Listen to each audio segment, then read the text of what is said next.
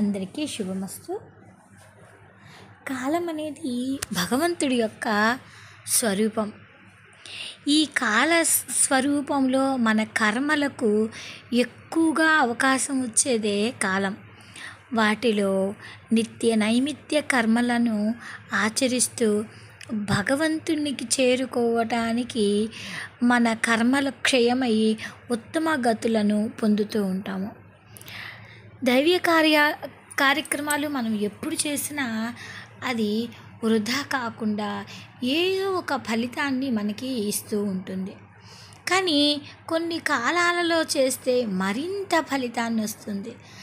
అలా అత్యధిక ఫలితాలని ఇచ్చే మాసాలలో ఏ మాసం గొప్పది అంటే మాఘ వై అని చెప్పని అంటాము. అంటే మాఘమాసము, కార్తీక మాసము, శ్రావణ మాసము, వైశాఖ మాసాలు ఇలా చెప్పబడతాయి. ఇవన్నీ కూడా ఎంతో గొప్పదైన ఫలితాన్ని మనకి అందిస్తుంది. మనం ఇప్పుడు పరమ పవిత్రమైన ఈ శ్రావణ మాసంలో చాతుర్మాస వ్రత దీక్ష అని చెప్పని చేస్తూ ఉంటారు. ఈ చాతుర్మాస వ్రత దీక్ష ఎంతో గొప్పగా ఈ శ్రావణ మాసంలో ప్రతిరోజు ఏదో ఒక విశేషమైన ఫలితాలతోటి కూడి ఉంటుంది. మనకి ఏదైనా సరే సరి అయిన సమయంలో విత్తనము గనక వేస్తే అది చక్కగా చెట్టు మొలిచి అధిక రెట్లు ఫలితాన్ని ఇస్తుంది.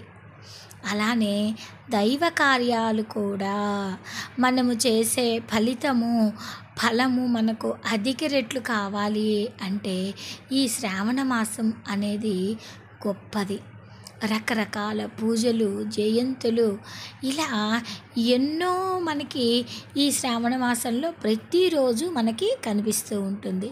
హయగ్రీవ జయంతి, కృష్ణాష్టమి, శ్రావణ మంగళవారం నాడు నోములు, తర్వాత అనంగ వ్రతము, శివుడికి, విష్ణుమూర్తికి, అమ్మవారికి వ్రతాలు, ఇలా రవి వ్రతము, శీతలా సప్తమి, ఎన్నో విశేషాలతో కూడుకున్నది ఈ మాసము. ధర్మబద్ధంగా మన యొక్క కోరికలు సాధించాలి అంటే దైవారాధన ఆలంబనగా చేసుకొని ఉపయోగపడుతోంది మనకి ఈ మాసము. ఈ మాసాన్ని ఇంకా నభోమాసము అని కూడా అంటారు.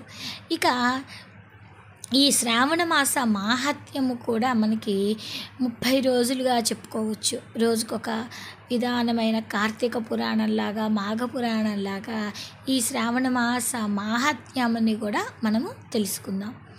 ఒకసారి సూత మహర్షి సనకాది మహర్షులందరినీ అడుగుతున్నారు, ఓ వ్యాస భగవానుడారా, వ్యాస శిష్యుడైన ఓ మహాయోగి, మీ ద్వారా మేము ఇప్పటి వరకు ఎన్నో తెలుసుకున్నాము.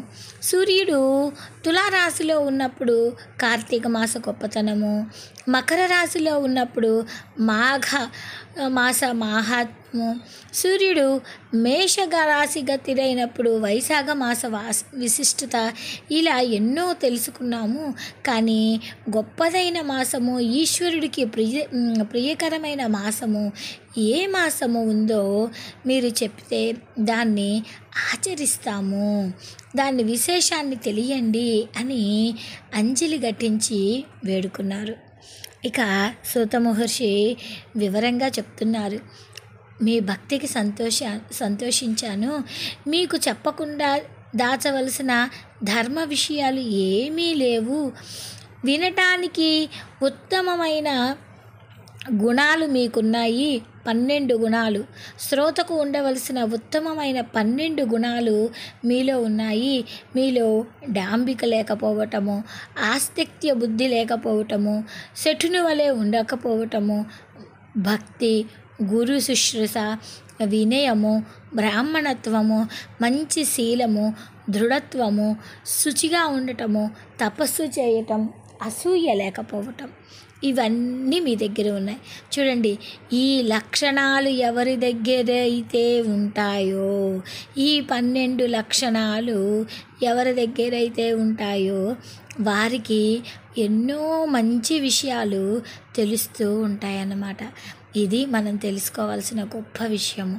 ఇక సనక మహర్షి ఏం చెప్తున్నారు? నీ సంవత్సరం మొత్తం ఆచరించలేకపోయినా ఏదైనా ఒక మాసంలో ప్రతిరోజు ఆచరిస్తే ఏ ఏ ఫలితాలు ఉంటాయో లోక అనుగ్రహం కోసము వాటిని తెలియచేయండి అని చెప్పని అడిగారు. ఎవరిని అడిగారు? అందరూ వెళ్ళి ఈశ్వరుడిని అడిగారు. ఈశ్వరుడు ఏం చెప్తున్నారు అంటే, సుశ్రుతతో చేసి భక్తికి ప్రీతి పొందిన ఎన్నో రహస్యాలను నేను తెలియజేస్తున్నాను. 12 మాసాలలో శ్రావణ మాసం అనేది నాకు చాలా ప్రీతికరము. ఇది శ్రవణ నక్షత్రంతో కూడిన పూర్ణిమతో కూడిన మాసము. శ్రవణము అంటే వినటం, శ్రవణము అంటే మాహాత్మ్యము కలిగి ఉన్నది. స్వచ్ఛతతో ఆకాశము ఉంటున్నది కాబట్టి ఈ మాసంలో దీనిని నభోమాసము అని కూడా అంటారు. ఈ మాసంలో చేయవలసిన ధర్మాలు, వ్రతాలు ఒక వదనముతో చెప్పలేక బ్రహ్మగారు చతుర్ముఖుడయ్యాడు. అలా మాస మాహాత్యాన్ని చూడటానికి నారాయణుడు సహస్రాక్షుడయ్యాడు. అనంతమైన ఫలాలను కలిగించే ఈ మాసము చాలా గొప్పది. చెప్పటానికి అనంతుడైన ఆదిశేషుడు కూడా 1000 పడగలతోటి అయ్యి ఈ మాస వైశిష్ట్యాన్ని వింటున్నాడు. ఇక ఈ మాసం యొక్క మాహాత్మ్యము సంపూర్ణంగా ఎవ్వరూ చెప్పలేరు. ఇంత విశిష్టమైన మాసము ఏదీ లేదు. శ్రావణ మాసం అనేది ఏ ఒక్క వారంలో కానీ, తిథిలో కానీ, వ్రతంలో కానీ విశేషాలు లేకుండా అస్సలు లేవు. అలా చెప్పటం గొప్పగా ఉంటుంది. ఎట్లా ఉంటుంది అంటే, ఆర్తులు, జిజ్ఞాసులు, ముముక్షువులు అనే 4 విధాలుగా ఉండి ఈ వారి ఇష్టార్థములైన ఈ మాస వ్రతాన్ని చెయ్యాలి అని చెప్తున్నారు. ఇంకా సనత్ కుమారుడు ఏమని అడుగుతున్నాడు అంటే, భగవంతుడా, ఈ మాసంలో వ్రతం శూన్యమైనదంటే ఏదీ లేదు అని అంటున్నారు కదా, కాబట్టి ఏ తిథి నాడు, ఏ వారం నాడు ఏ వ్రతం చెయ్యాలి, ఎవరెవరు చెయ్యాలి, దానివల్ల ఫలితం ఏమిటి, విధి విధానాలు ఏమిటి, ఉద్వాపన విధులు ఏమిటి, ప్రధాన పూజలు ఏమిటి, జాగరణలు ఏమన్నా చెయ్యాలా, ఏ దేవతలను పూజించాలి, ఏ సామగ్రిని సిద్ధం చేసుకోవాలి, ఏ వ్రతాన్ని ఏ సమయంలో చెయ్యాలి, ఈ మాసం నీకంత్యంత ప్రీతికరము పవిత్రమైనది అసలు ఎలాగైనది, ఈ మాసంలో జరిగిన అవతారాలు ఏమున్నాయా, ఏ ధర్మాన్ని ఆచరించాలి, ఇంకా మేము అడగటం ఏదైనా మర్చిపోతే వాటిల్ని కూడా కలుపుకొని సంపూర్ణంగా ఈ శ్రావణ మాస మాహాత్యాన్ని మాకు తెలియచేయండి. అందులో నీవు ఆదిదేవుడు, 3 దేవతలు నిలువుకొండే రావి చెట్టులో పైభాగంలో ఉన్నావు. నీవు శివుడివి, మా అందరి పాపాలను హరించే హరుడివి.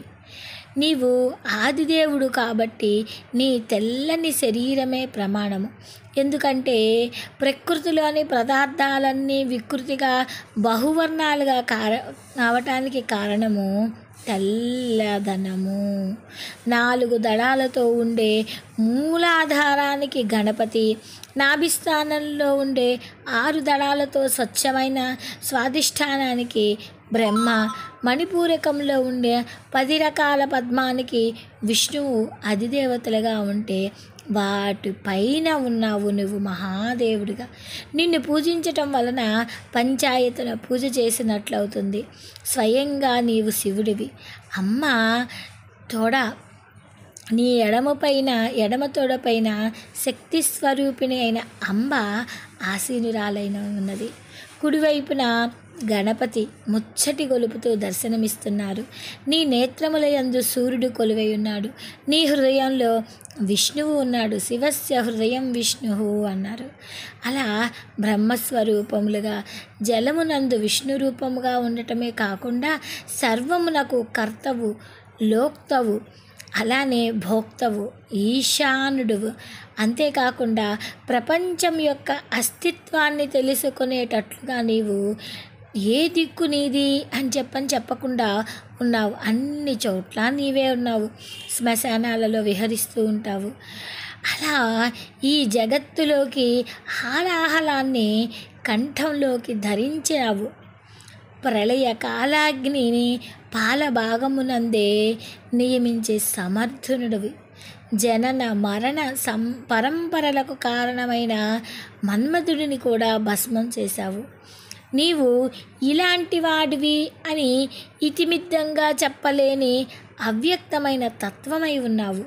కోట్ల జన్మల కొద్దీ నిన్ను స్తుతించినా చాలదు. అంత మహానుభావుడివి నువ్వు. కృపతోటి మేము అడిగిన ఈ ప్రశ్నలన్నిటికీ సమాధానం చెప్పండి అని అడిగారు సూతం మహర్షిని. ఈశ్వరుని సనత్ కుమార మహర్షులు అందరూ అడిగారు. ఈ స్కాంద పురాణంలోని ఈశ్వరుడు సనత్ కుమార సంవాద రూపముగా ఉన్న ఈ శ్రావణ మాస మాహాత్మ్యమునందు 1వ అధ్యాయాన్ని మనము పూర్తి చేసుకున్నాము. ఇలా రోజుకి ఒక అధ్యాయం శ్రావణ మాస మాహాత్మ్యమును గురించి మనము తెలుసుకుందాము. శుభమస్తు.